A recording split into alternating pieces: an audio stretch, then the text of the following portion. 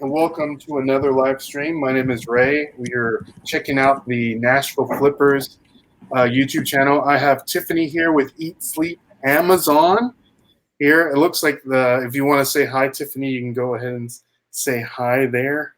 Yes, what up, everybody? My name's Tiffany, Eat Sleep Amazon. I see a lot of familiar faces in the house. I want to say I am so thankful and honored to be here, and I hope everybody's having a good night. All right, awesome. It looks like the chat is buzzing. I know it looks like a lot of people were on the chat before we actually went live, so that I just want to go ahead and say hi to some people like my man Glenn, Swamp Picker. What's going on? And FBA Op. Not too sure who that is, but I'm glad that you stopped by. Really looking forward to having checking out our channel. 1111 code. Good to see you. I don't know if that's a man or a woman, but great to see you. That is a guy. 1111. Okay. What is 1111? 1111. It's a cool channel people should check out because 1111 is a lot of people have different beliefs about it, but basically in a sense, like if you have loved ones that have passed on and you see the number 1111, like that's a sign that they're kind of like saying, hey, I'm here and I'm watching you. So that's called something. I can't remember what it is. Like when I want to say hi to FBA Op. You mentioned FBA Op. That is Matt. Matt, my friend Matt. He actually does. He helps co-host some shows with me. So thanks for being here. Yeah, for sure. Thank you, Matt, for stopping by. If you are so kindly inclined to subscribe to our channel, the Nashville Pickers or Nashville Flippers, we have some great eBay content. We have Chris in the chat. Good to see you, Chris. We have Caffeinated Christy in the chat.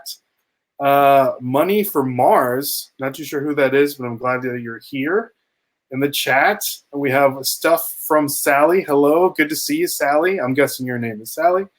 So we got a lot of cool. We have Dustin here, my man Dustin, my brother-in-law. The other half of the Nashville Pickers is actually he couldn't be live with us today, but he is in the chat, ready and rocking and rolling here. We have our boy and our girl, Thrift Store Gold, Martin and Christina. Good to see you in the chat. And Cajun Reseller, good to see you. Cajun Reseller, your prize is not that you won in our giveaway. We haven't gotten it. We haven't gotten it in the mail, so I haven't had a chance to mail it out. So yeah, looking forward to sending that out. So yeah, we want to go ahead and get the interview rocking and rolling here. If you want to give us just some information, some background about yourself, or who you are, what you do, kind of the reason why you're here, that we like, we want you on, that would be fantastic.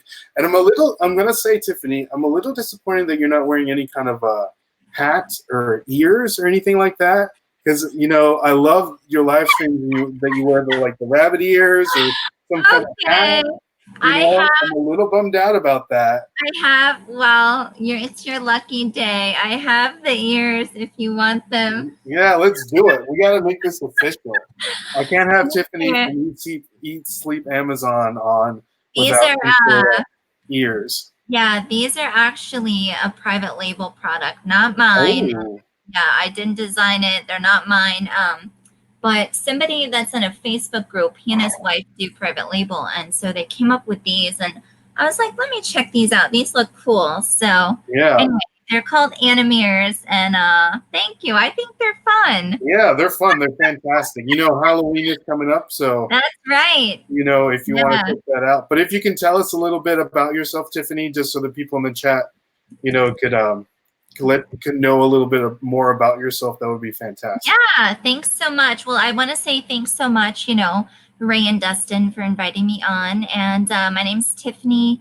I go by Eat Sleep Amazon, and I live in Louisiana. I am originally from Texas, and I chose Eat Sleep Amazon as my name because it's pretty much all that I do. I live and breathe and sleep this business, but I really love it. And so, I got started on Amazon the end of February was like my first sale. And I really had no intention of making this like a full-time business. I have a job right now that I work from home, and I was doing okay with that. And I ended up meeting somebody that sold on Amazon, and I just started talking to them and was like, hey, I need to make some extra money. Like, what do you think I can do? Because I have health problems and stuff. And so it's kind of limited me on what I can do career wise. But I'm not public about that. And so anyway, he was like, you should try Amazon. And I had no idea, like I thought when you bought things on Amazon, you were buying it from Amazon, the company. I had no idea of this notion of third-party sellers and all of this. And so yeah, it's just become like a thing for me that I just have fallen in love with, and I put all my time and sweat and tears into it. So That's awesome. Yeah. If you see me looking down, that's because I'm writing notes. So okay. don't think that I feel like I'm rambling, so I hope ignoring you in any way, because I'm I don't want to say I'm ADHD because I don't want to put that on me, but I get distracted very easily, so I have to make sure that I write things down and be really organized doing it. I have my notebook here. Yeah, for sure. I got my little yellow legal pad here. So, Tiffany, I really appreciate you giving us a little background about yourself. So you said that you started doing Amazon the beginning of February of 2018? 2019. So this year. So you haven't even been doing it for a year, right? No, my first sale was, once I got going, I went back and looked at my first sale. It was February 28th. So I sent some stuff in, and yeah, it just took off from there. Like that's awesome. And so you only sell on Amazon. You don't fool with eBay or anything like that. I don't do as much eBay anymore as I used to. When I first started Amazon, I was doing more eBay because I was gated in a lot more things that I'm gated in now. Now I can sell a lot more. And I also was just starting out on Amazon. So I guess I didn't have a lot of replenishable items. And so I was just constantly if I would go into Walmart or wherever and do RA, and I found things like Legos that I couldn't sell on Amazon, if I saw that they were profitable on eBay, then I sold them on eBay. But now my business with Amazon is mostly replenishables, and I do a lot of online arbitrage, and I just honestly don't have any spare time to do eBay. Yeah. Now, you mentioned retail arbitrage, and one of the ways I actually found you, Tiffany, is that I stumbled across a video that you did about the Walmart app and the secret clearance. So could you tell us a little bit about that? Okay. Before we get deep down and dirty about Amazon, because I know you've already mentioned some terms like gated, ungated, FBA, merchant, seller, all those terms that someone from eBay is extremely intimidated by, and people from my channel that's never really sold on Amazon are intimidated by. So tell us a little bit about the Walmart retail arbitrage, the Walmart app, and the secret clearance. That's great. I love it. Don't worry about that. It's not broken, right? So the Walmart app is a free app that you can get on your phone. If you have iOS, I have iOS, and I'm pretty sure you can get it for Android too. And basically, people can go watch the video, but what you do with that app is basically anytime you walk into a Walmart store, the app registers that you're in that store, that particular store. And so a lot of people don't know this, but this Purell hand sanitizer is not the same price at every Walmart. And if it's on clearance, it may be on clearance for $10 at my Walmart, and it may be on clearance for $2 at your Walmart. And the sticker may not say the correct price. So what you want to do is take the Walmart app, and you want to scan the UPC, and then the UPC, it'll tell you what that price is for that item in the store. So a lot of people don't know that. And shout out to Eric Lott. He is an admin in my Facebook group. He is not a YouTuber, but he is my resale journey on Instagram. And this is a tip that I learned from him. So Awesome. people always try to learn from other people because you're going to learn great info. But yeah, so that's why I made that video because, well, I also made that video because the Walmart app, one really cool thing that I love about it, especially because with Amazon, you have to store your receipts. I Yes. like that.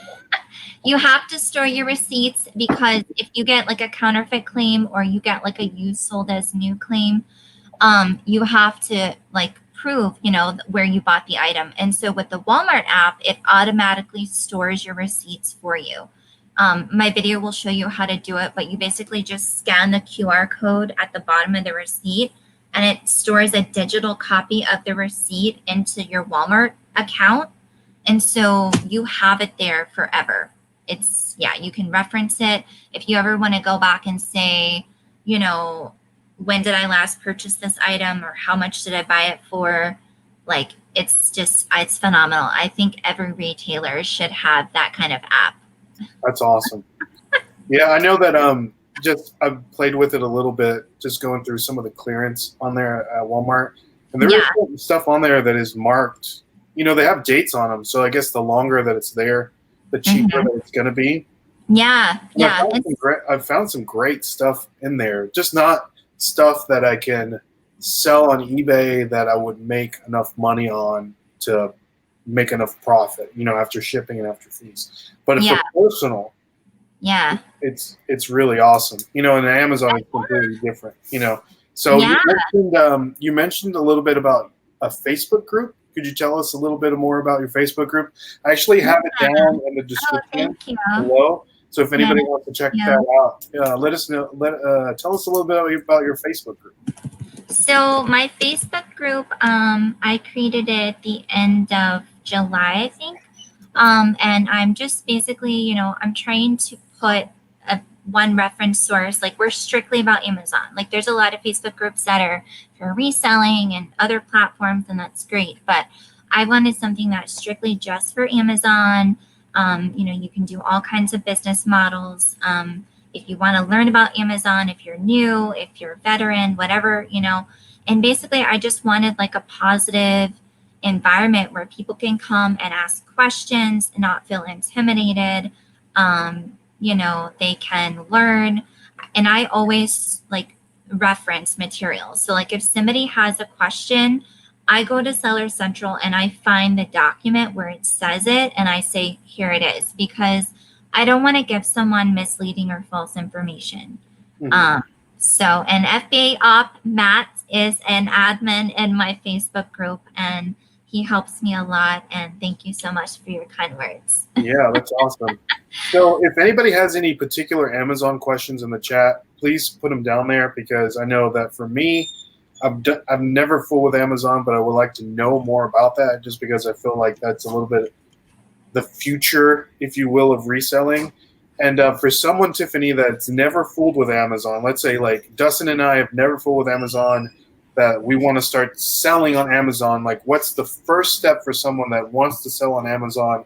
And I know before we get into that, I know that if you want to touch on bases, I keep hearing Amazon FBA and Amazon Merchant Fulfilled, right?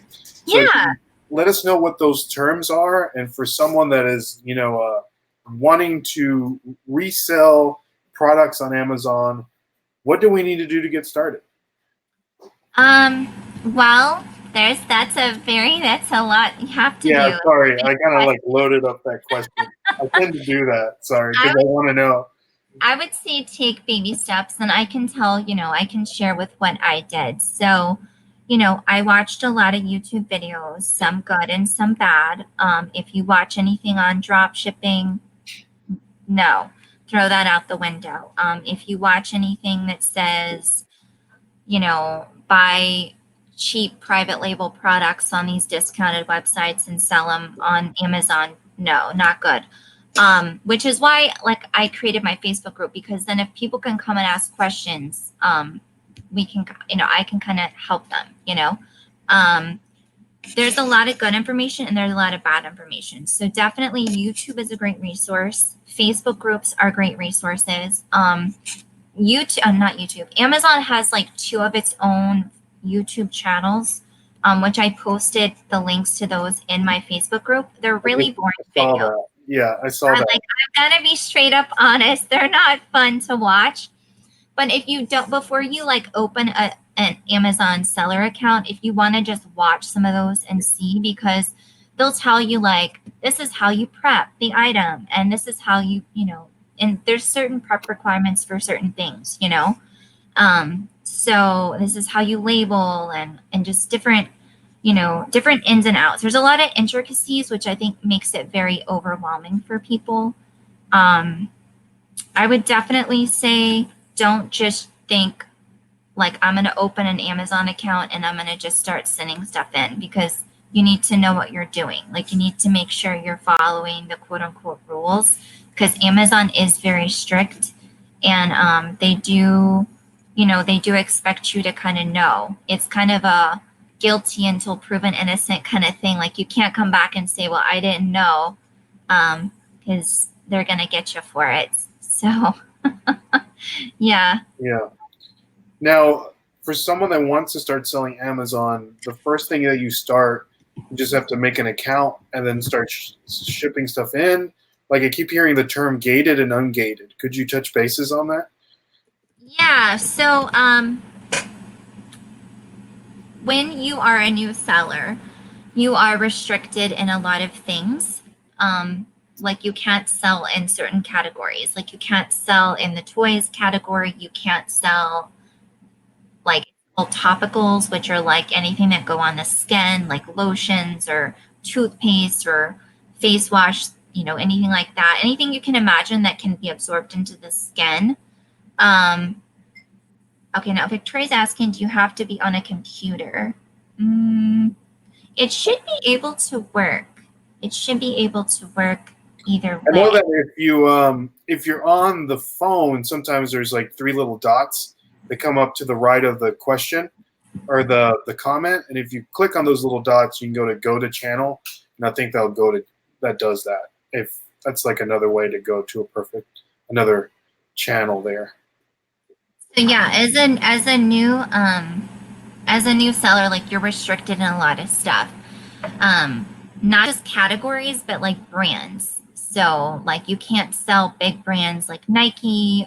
You can't sell like, you know, I don't know, like Star Wars, or just things that you may go like Lego. Like, you may go into Walmart clearance and see all this amazing stuff, and then you'll get frustrated as a new Amazon seller because you're like, it's good money that I could be making, but I can't sell it.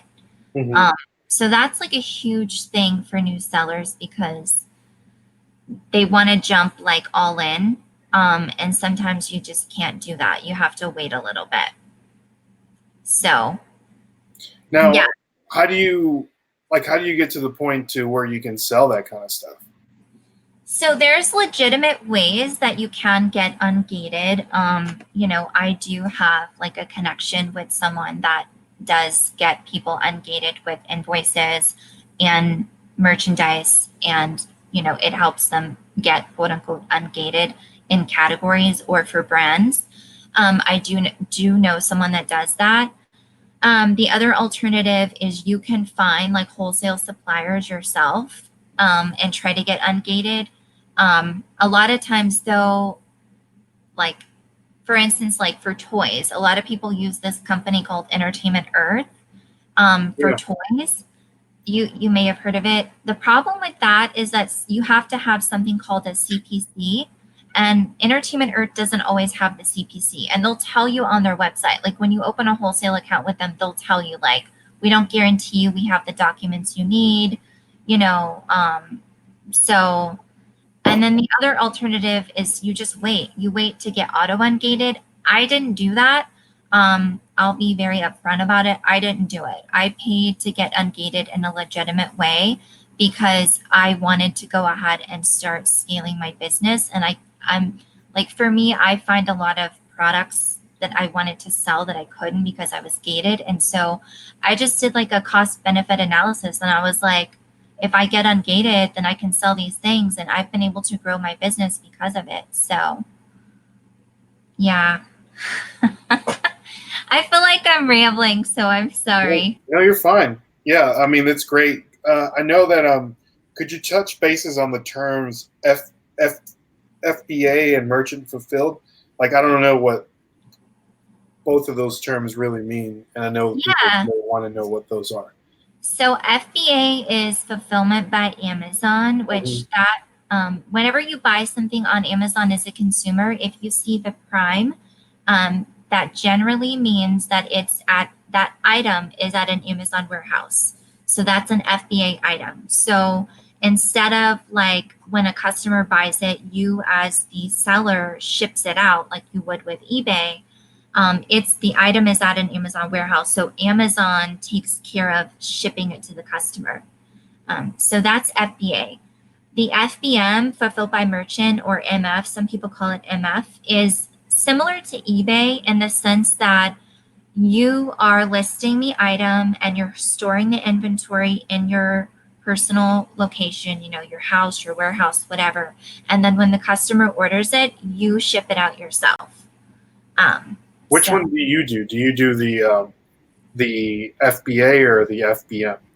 I do both. And I recommend, if you can figure out the shipping and you understand shipping, I do recommend doing both, because like for me, I really got into fulfilled by merchant as we're heading into Q4, because for Amazon, in order to merchant fulfill toys and games for Q4, you have to have had like 25 merchant fulfilled orders from like, I think it was September 1st or September 15th or October 15th, something like that. So I've already hit that. So I started merchant fulfilling, but as I've been doing it more, I realized I really enjoy it because I feel like a real reseller, because I'm able to like touch the product and ship it out to the customer myself. But I recommend doing both. If you can understand the shipping and factor the shipping cost into calculating what you're going to profit, I recommend doing both, because you can FBA and FBM this same item. And then that gives you double the chance of doubling up on your sales. Okay. Do you make more money with the FBM than the FBA? Like, what are the fees compared to both? Generally speaking, if an item is FBA, it's always going to be priced higher on Amazon. So generally speaking, you're always going to make more money with FBA.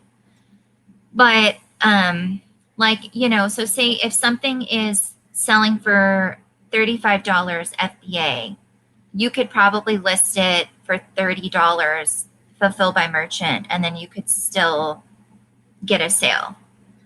So you want to calculate the shipping, like if your shipping is under, if it makes sense, you could still be making the same amount of money, or almost equal. So some people do that. Like that's one thing that I've learned that you can do is you can FBA and FBM the same item.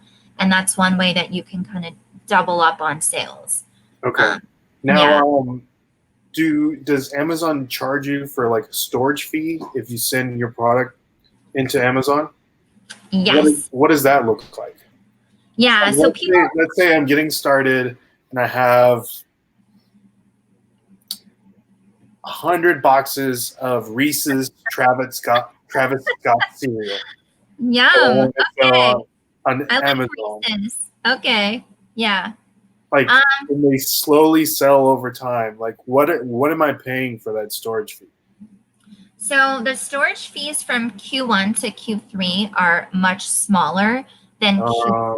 That's funny. Yeah. So Q4 is when they get you, which is why I was on a show with Adam's Exploit, I think he's in here. Hey, Adam.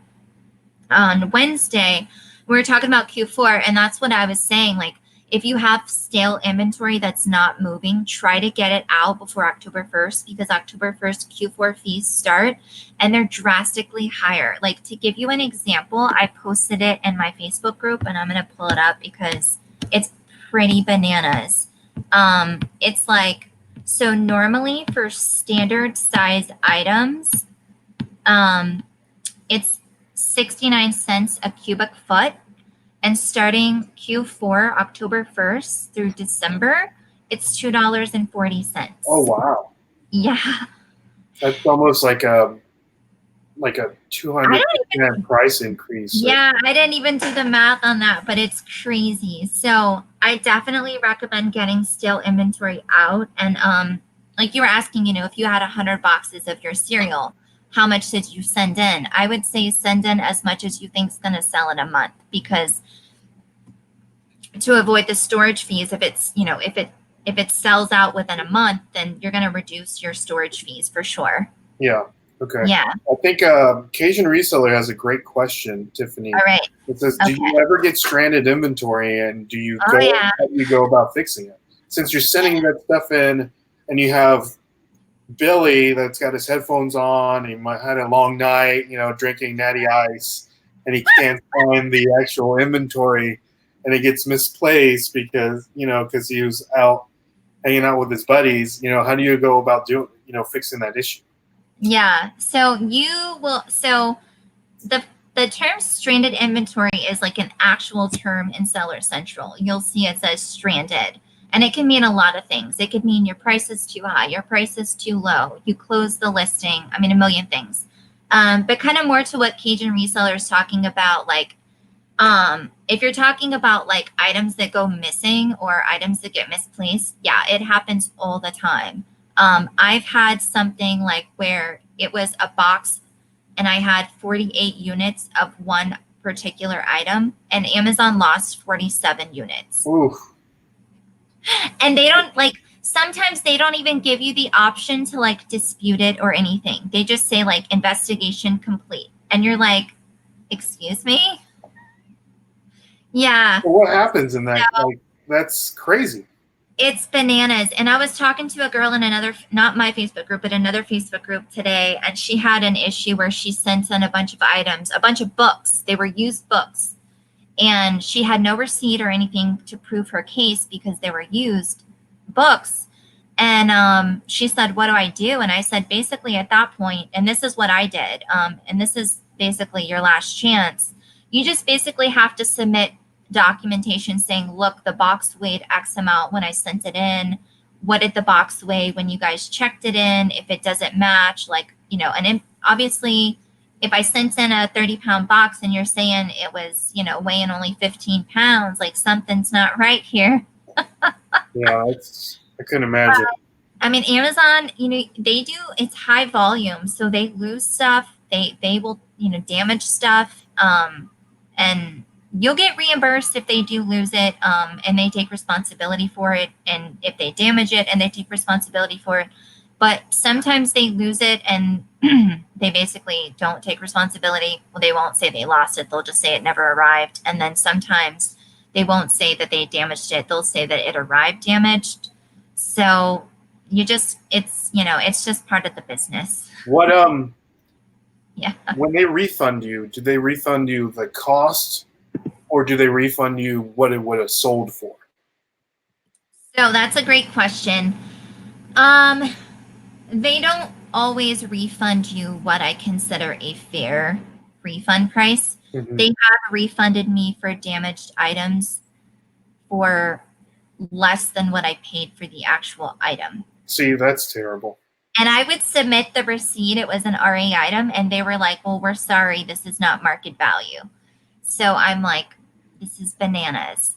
So, but I have to say, in my 6.5 months that I've been on Amazon, that has only happened once. Honestly, and this is what I tell people, like, you have to take the good with the bad. You have to focus on the positive. You have to really just build all of this into your business model. You're going to have pros and cons with anything in life, whether you're running a business or, whatever platform you sell on, or whether you're working a 9 to 5, you just gotta roll with the punches. Yeah, for sure. For sure. Yeah. Now, have you ever gotten anything sent back that, if you're merchant fulfilled and they say that there's something wrong with the product and they send something back that's not the product that you you've gotten. The reason why I asked this question is because Dustin and I, we like to go to a store to where they have a lot of Amazon returns.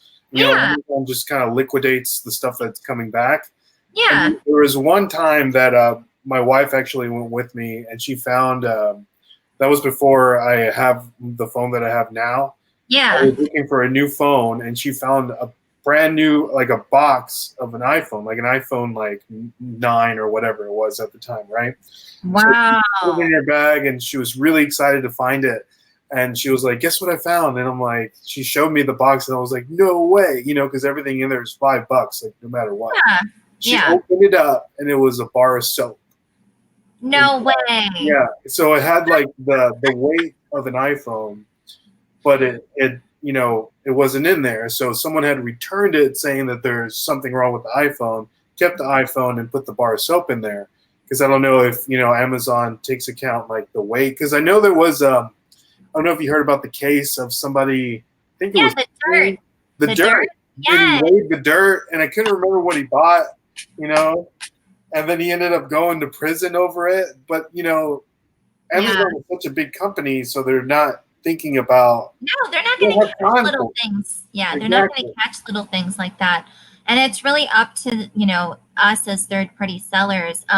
So to answer your question, I haven't had any merchant fulfilled returns.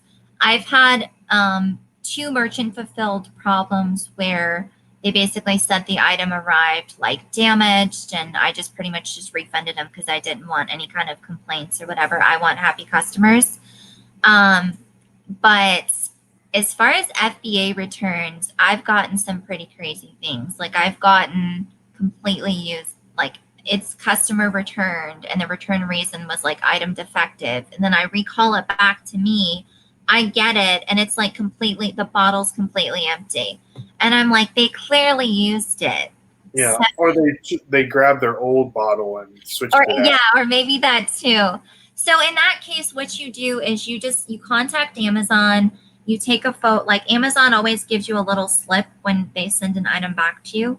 So you take a photo of that slip, you take a photo of the item, and they basically, Amazon in that case, they will reimburse you because they're going to take responsibility for because it's their customer, not your customer. They're going to take responsibility for what their customer did. Oh, wow. Yeah. Yeah. So, yeah. And he's saying, yeah, people switch and Amazon ruled in his favor. So Amazon, I have to say, I feel like overall they're pretty fair. And I feel like they are trying to get better as a platform. People talk about, you know, suspensions and IP claims and all of that. Recently, I think a couple months ago, there was basically like a big dispute and a settlement, and then Amazon changed their policy to where now if they do suspend you, they're supposed to give you 30-day notice before they do it. So I feel like as a company, Amazon really is striving to improve and to kind of push more towards third-party sellers. I really do feel like that's what they're doing because they don't make money off of really selling products. They make money off of fulfilling products like the FBA, and they make money off of all the other services like, you know, video streaming. And I mean, Amazon has so many companies. Avenues of. Yeah, that's crazy. I know that that's good that, you know, the whole thing about Amazon and eBay, especially eBay, that they're not providing any products like Amazon is. So they have to cater more towards the seller than the actual buyer. And I'm glad that Amazon is catering a little bit more towards the seller or to the seller, you know, the merchant fulfilled. Because I know a lot of people are actually upset with eBay right now because of the whole like, promoted listing. Yeah, we're talking about doing with that. I don't know what that's about. Yeah, so I know that the promoted listing, you pay for the listing and it shows up as a sponsored on the top. Yeah. And then it's supposed to show up again, like organically when you're searching through for the item. And now they're only doing it to where the item is only going to show up as a promoted listing. So not only that, but if you look at that item and 28 days down the road you purchase it, you still have to pay for the fee because they'll put a cookie on the person's computer or whatever, knowing that they searched for that individual item. So Wow. the buyer or the seller will still have to pay the fee of whatever it cost for the promoted listing, even if the item is off the promoted listing on your store. Wow. Yeah. Wow. So Wow. that's got a lot of people hot, you know. That So is crazy. I'm glad that eBay is doing the conscious effort to cater towards more of the sellers, you know, because I think that's like the future. And Cajun Reseller says, where do your FBA boxes usually go? Mine normally go to Memphis. You see FedEx, UPS, or FedEx to ship your boxes. Yeah, that's a great question. Yeah, most of my shipments go to Memphis, and I love it because I feel like I get the best rates when it goes to Memphis. Cajun Reseller, I would love to know where you are. I'm excited to meet another Louisiana person. I know Glenn Swamp Picker is a Louisiana reseller. And as far as UPS or FedEx, while you can't use FedEx as a partnered carrier anymore for Amazon, you can only use UPS as far as getting partnered carrier rates. So getting the cheapest rate, like getting the contracted rate that Amazon has with UPS. So I always use UPS for that. But yeah, So your that's a great. stuff is going to Memphis Yeah, most of my stuff for goes. UPS?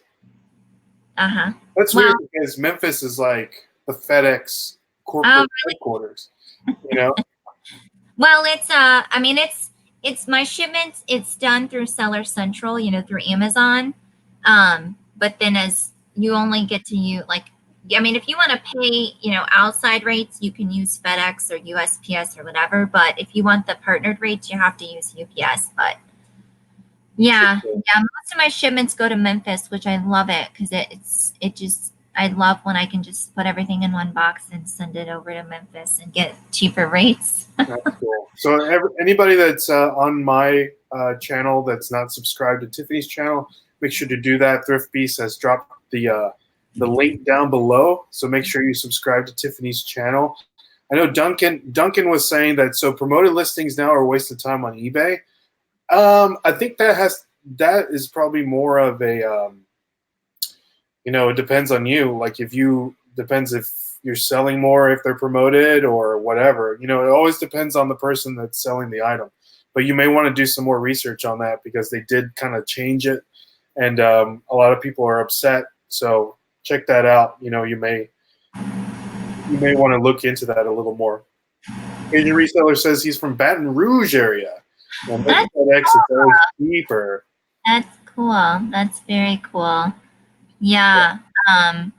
Yeah, I've heard a lot of talk this morning about promoted listings and eBay and all that, I guess, all that headache that you guys are dealing with. Yeah, so it's okay though.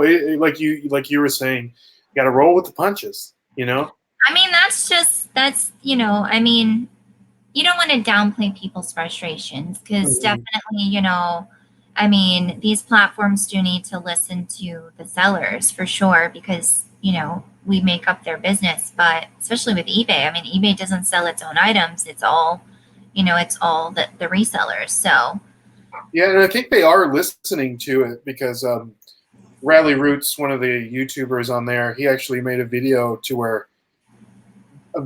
of him finding this out, calling eBay, and then he made a follow-up video to where an executive actually called him personally. oh, wow.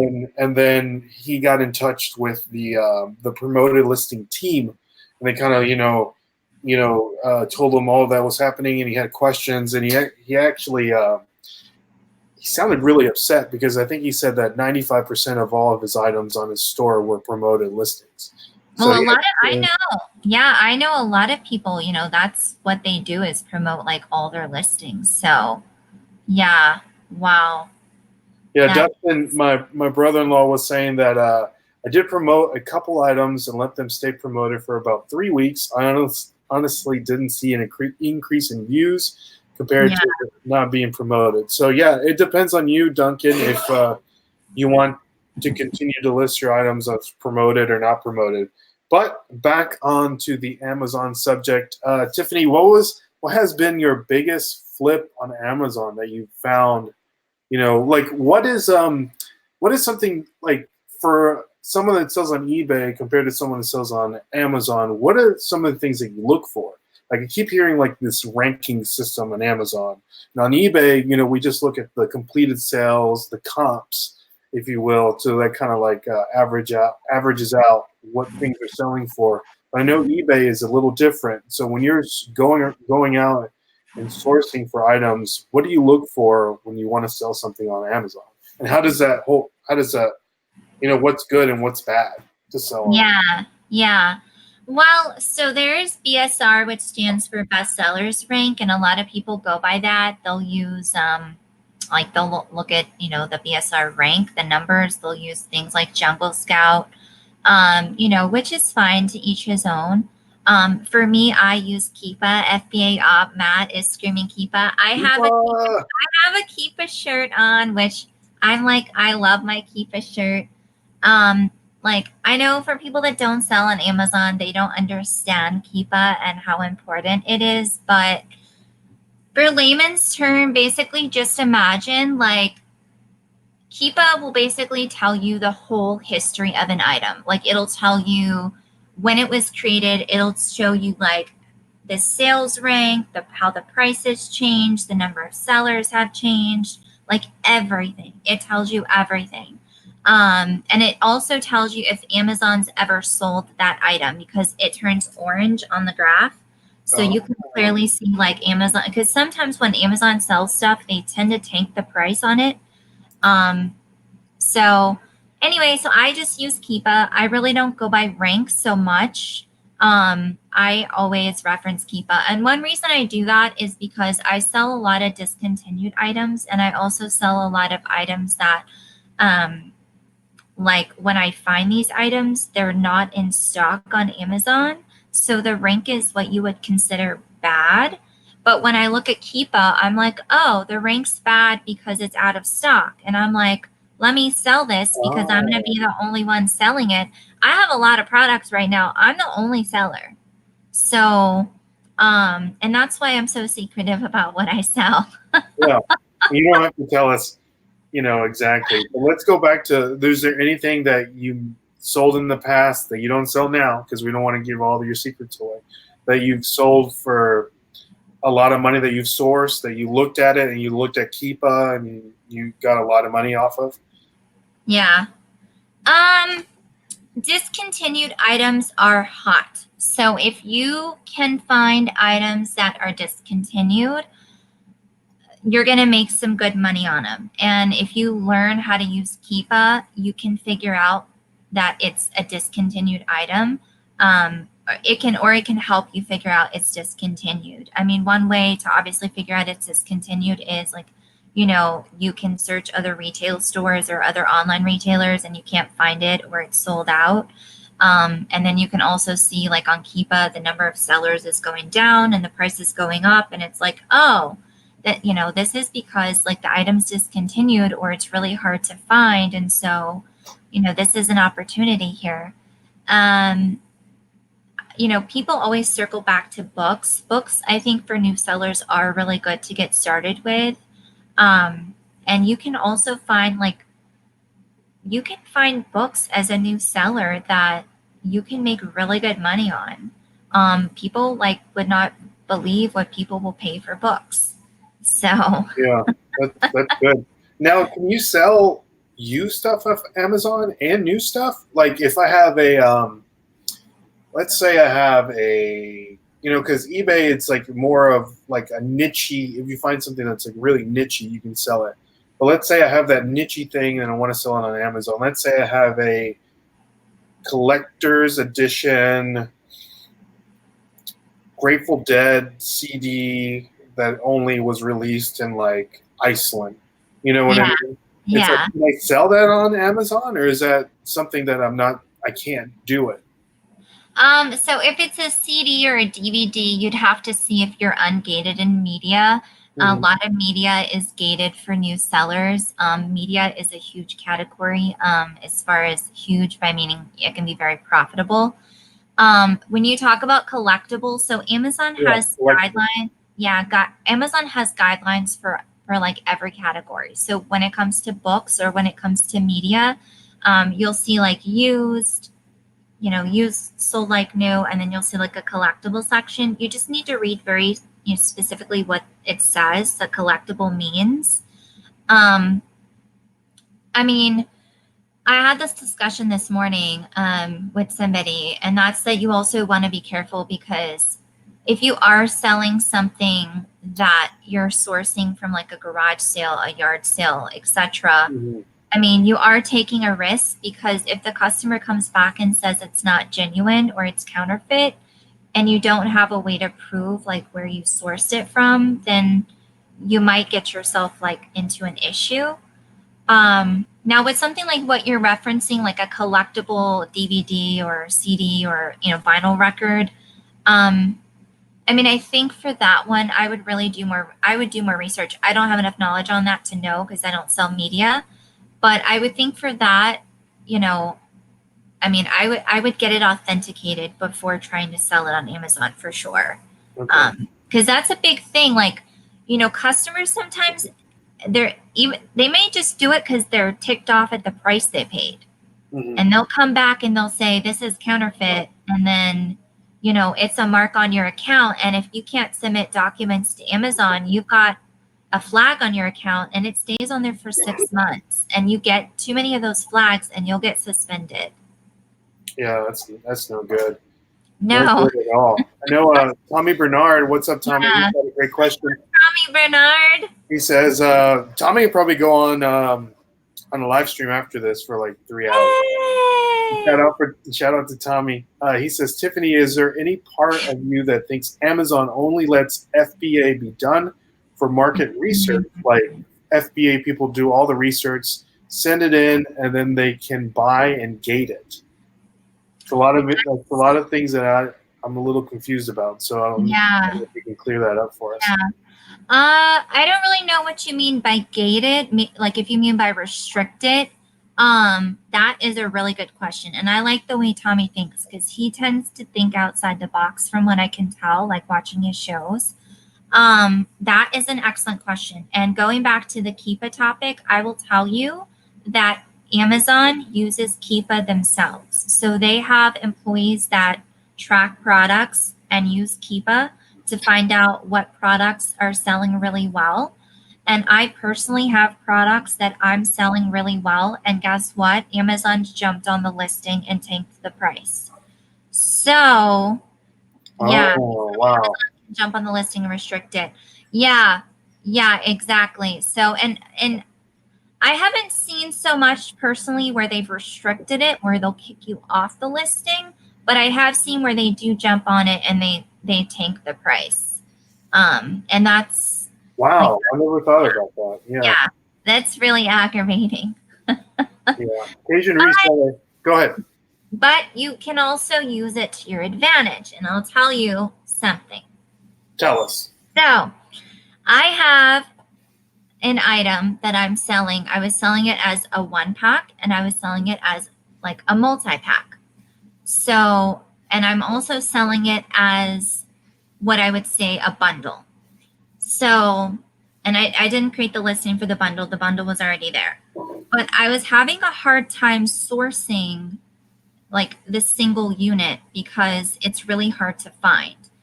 Well, Amazon jumped on the listing. They started selling it as a 3-pack. So I can buy it from Amazon and turn around. Don't buy it Prime, but I can buy it from Amazon, not Prime, not with my Prime account. And I can turn around and sell it on Amazon. That's crazy. A lot of people do that. Yeah.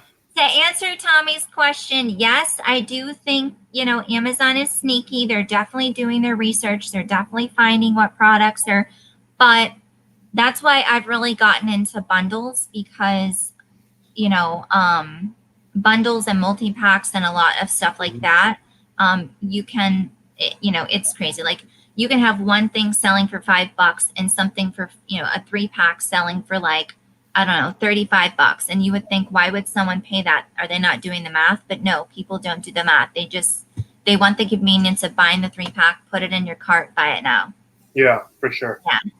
Now, Cajun Reseller says, do you ever create your own listing or bundle items in listings? So yes, I've created my own listing. I've created my own listing, and I have also created my own listing for a single unit and my own listing for a bundled unit, a bundle that I created. I'm very proud of myself.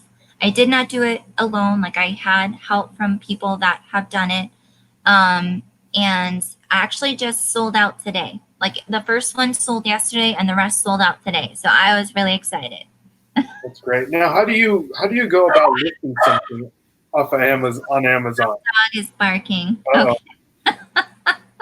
Okay, go ahead.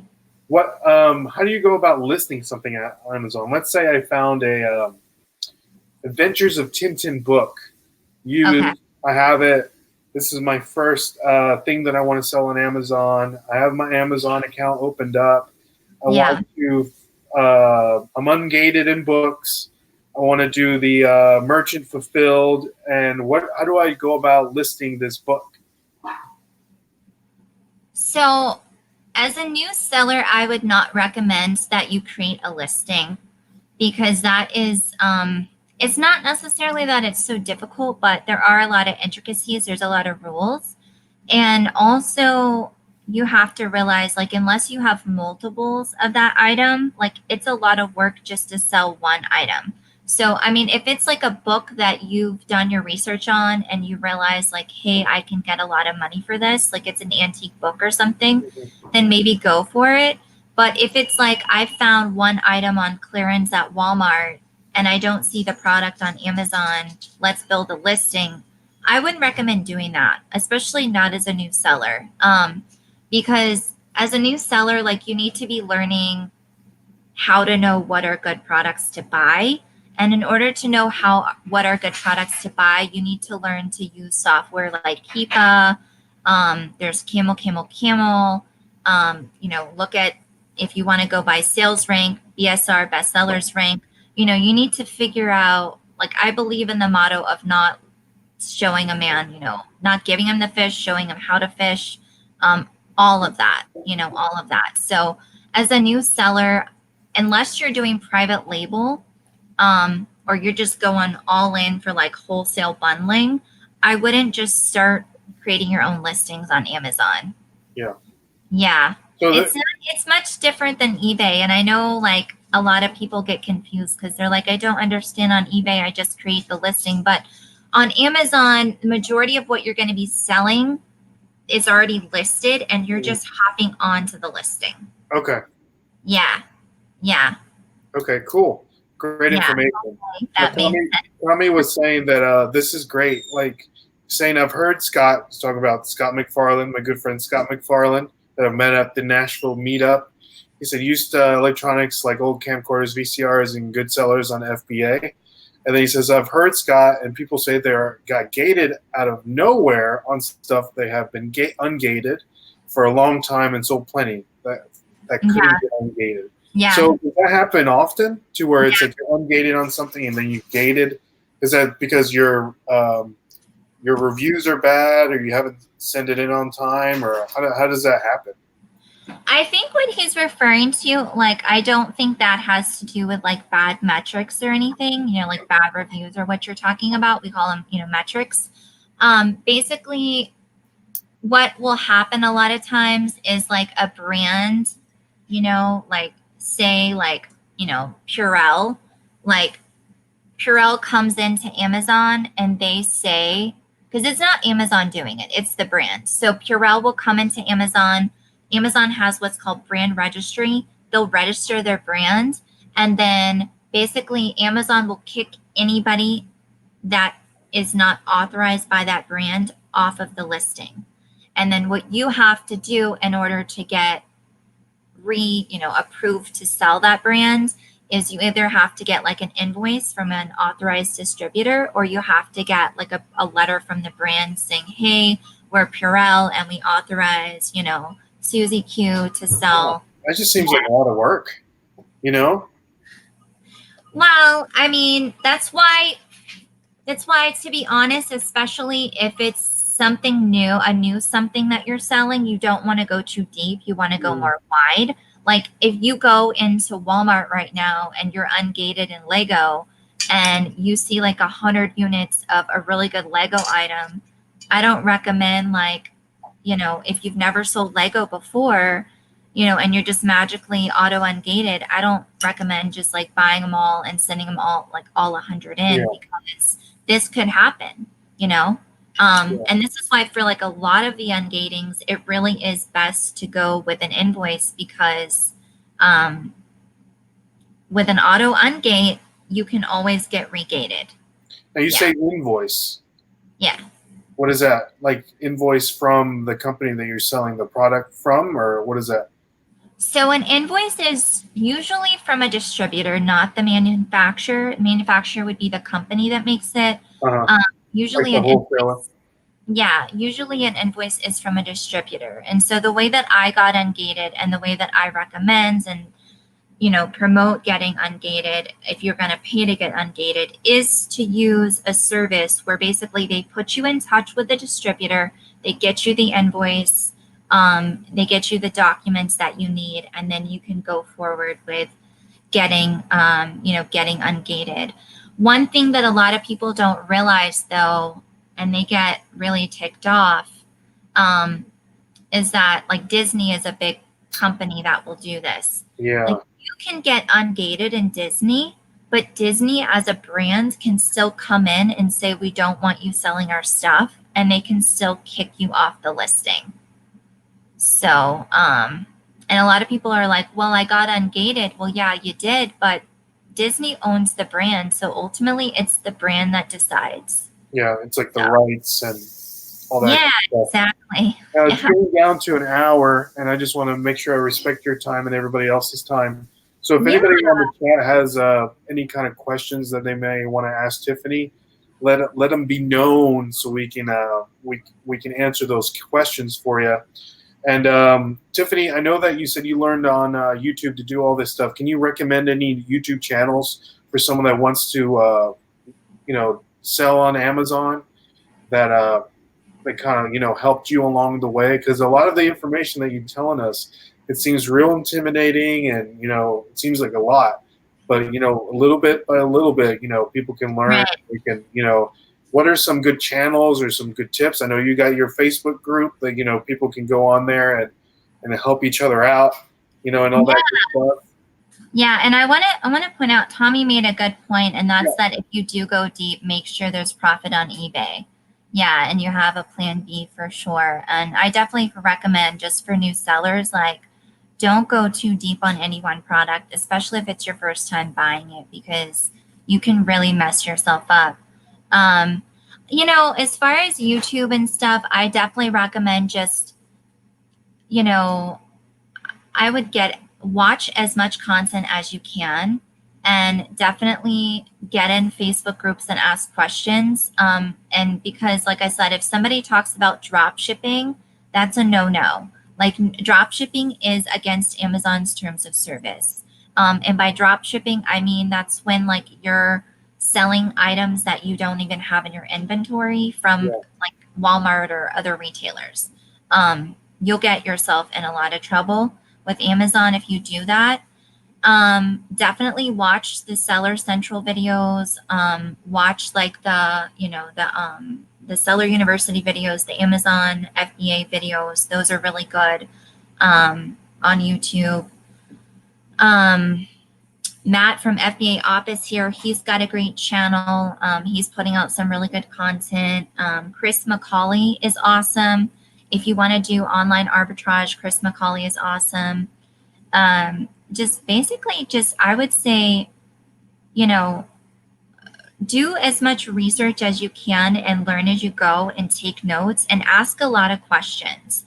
And if something doesn't make sense to you, then you need to like ask a question and not be afraid. Yeah, Tommy is saying fear is good to have an Amazon to keep you on your toes because it's not like eBay. Yeah.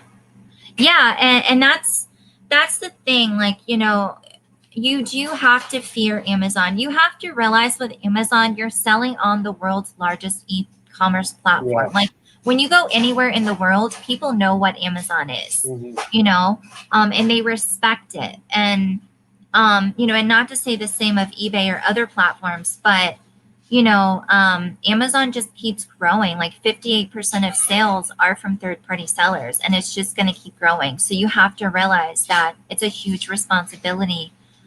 It's Pat. Amazon is not your friend, and they're unforgiven. I love Amazon, and I feel very thankful to have the opportunity to sell on there. But yeah, you know, for people that are wanting to get started, like I said, I would really just go through YouTube videos, go through Facebook groups, ask questions. Um, you know, don't just jump into it without knowing what you're really doing. Definitely don't be trying to drop ship. You know, definitely don't be, you know, trying to sell items new without having like a receipt or an invoice. These are just some little small tidbits, you know, to kind of guide new sellers. So, and I have the group and I put that there, you know, so people could come and ask questions and, you know, definitely, I would say network with people, network with other sellers that are doing well and that are willing to help you, because Amazon, nobody knows everything. You know, I'm constantly learning new stuff, and people I talk to that are mentors to me, I'll talk to them about stuff and they're like, "Oh wow, I didn't know that," you know? So my goodness, it's Pat. Thank you, it's Pat. Thank you. So, okay, wait. Take $160 offer. He's talking about eBay. Oh, okay. Yeah, he's talking about eBay. Justin's always like, yeah, exactly. Yeah, what did you get it for, Dustin? That's the better We gotta know the profit. Yeah, you gotta see what you got it for. If you got it for a penny, you better get that. You better take that offer. You know. So yeah, Tiffany, thank you so much. I think we're gonna cut it here. Just one more question for you, and then we can. Wow, $5. If for someone that wants to go about doing this Amazon thing, what's some good advice? What's some encouragement that you can give somebody? What's something you can tell the people to just keep going or get into it? What are some good resources? You know, you gave us Kepa is a great resource to, you know, find stuff and see how much it's going for online, you know, and all that good stuff. Give us some encouragement here, Tiffany. Yeah. So I would say you definitely want to focus on a few things. You want to know what profit margin is versus ROI, because a lot of people get those mixed up and confused. And you definitely also want to try to minimize your expenses, especially at the beginning. So I wouldn't recommend doing what I did at the beginning. Like my first month, I was so in the hole because I went out and I bought like so much software and I couldn't even use it all. And then I realized like, oh my God, I'm in the hole. So I would, you know, I would definitely do your research. Like I said, you know, some like for what I use Keepa, I use Inventory Lab. I do have a repricer, which I don't feel that you need a repricer till you get to a certain number of SKUs. What's a repricer?